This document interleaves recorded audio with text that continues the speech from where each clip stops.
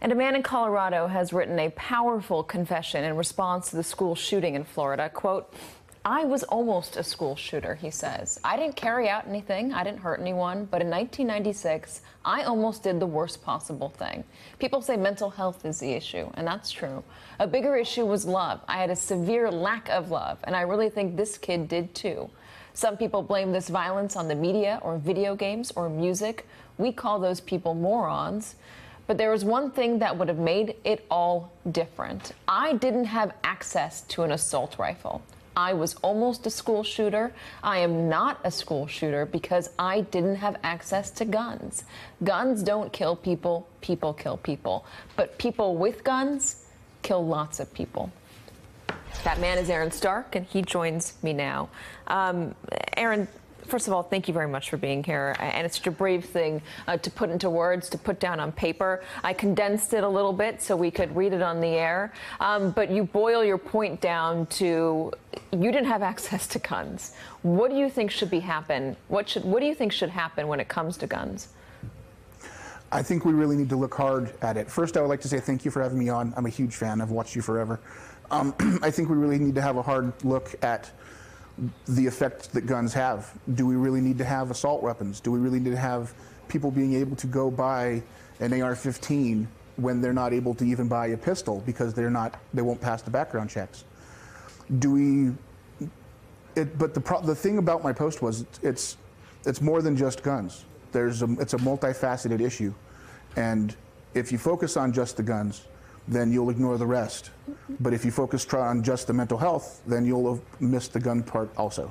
So what do you want to focus on? What do you think is the holistic approach? Love. I think the love is what we should focus on. Focus on communicating with the people who we think need it the most. One of the most disturbing things I keep on hearing everybody say during all this time is we need to watch for the people who might be dangerous, and we need to look out for them. What does that actually mean? Does that mean that we're going to lock people up before they before they do a crime just because we think they're going to?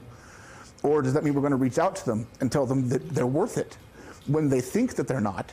And do we show our kids that they already have the whole world? They already have everything that they need. They just can enjoy it. We have this culture now where everybody is attacking everybody all the time. We have a political culture where both sides are constantly attacking. It's in all aspects of our culture, from our sports to our music to we like this show and I don't like that show. Every aspect of our culture, we have this kind of contest. The only thing that's really going to stop this is love. Well, let me ask you. I'm sorry to interrupt. Let me ask you, if when you were that age and you were going through this and you felt ostracized and you felt bullied and you felt like an outsider and as you say in this post, you were hiding weapons all over. If somebody in your class just walked up to you and, I don't know, gave you a hug or said, you know, hey, you're worth it, or just something nice, would that alone have changed the way you felt? It literally did. That is literally what happened that stopped me from carrying out my plan. It was that I couldn't find a gun. That is true. That's what caused, that's the difficulties back in the day with the assault weapons ban and the fact that I was an insane teenager who was chaotic. And that's another element to remember, is that people who are crazy and going to go kill people aren't necessarily the most logical people. And when people say that, well, they could have done it another way, maybe that way just didn't exist to that person. But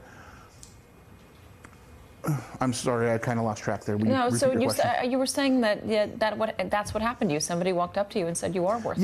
Yes, that's exactly what happened to me. In fact, on at least 2 occasions, I was suicidal and/or homicidal. One particular one I'll share with you. I've shared it before. I was extremely suicidal one evening, and a friend of mine, without having any idea that it was going on and what state I was in, invited me over for a party that I didn't know was existing. She had baked me a blueberry peach pie, and I got there and everybody had the pie and it was all for me, and I didn't even know it was going to be for me, and that literally saved my life that night. I wasn't going to survive that night if that hadn't happened. People reach out and sometimes they don't even know the effect they're going to have. A kind word, a hug, saying, hey, how are you? You want to come have food with me? Do you want to come watch a movie? Could literally save someone's life. When you're in the worst state and you think that no one cares, having someone actually care can make an entire world of difference. Hey there, I'm Chris Hayes from MSNBC. Thanks for watching MSNBC on YouTube. If you want to keep up to date with the videos we're putting out, you can click subscribe just below me or click over on this list to see lots of other great videos.